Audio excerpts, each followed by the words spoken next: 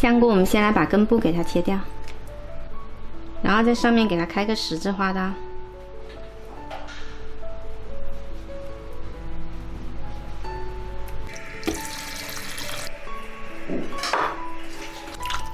然后把香菇跟蟹味菇给它清洗干净，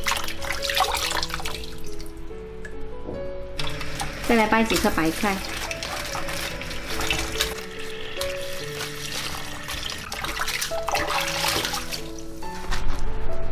然后把白菜给它切成长段，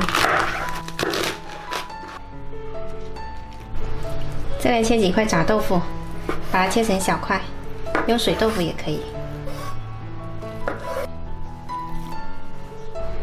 再来把萝卜切成片，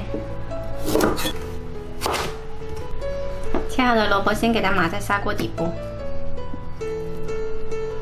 再来摆上白菜，接着摆上蟹味菇，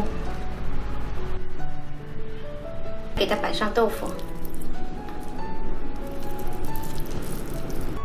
然后是香菇。我们先剁好一些蒜蓉，然后加入2勺沙茶酱，还有2勺生抽，然后给它调开。这个酱呢，可以根据个人喜好调配。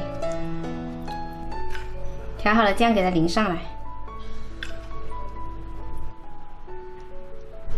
然后用调酱的碗呢，再装上1碗清水淋上来。先调大火煮开，然后再转小火煮15分钟。我们再来切点芹菜梗。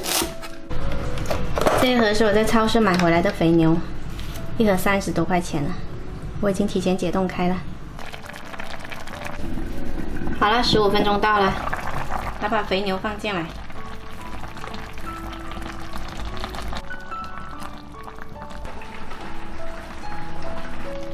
然后再来撒上芹菜。把肥牛放下来之后呢，大概煮5分钟就可以了，熟了就好。再来淋一点点油，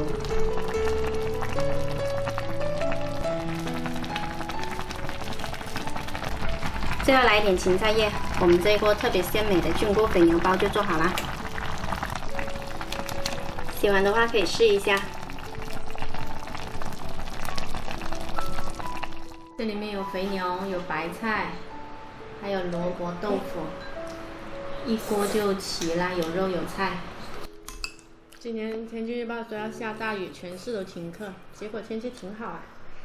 哎，我这个好长。对啊，全市的学校全部都停课。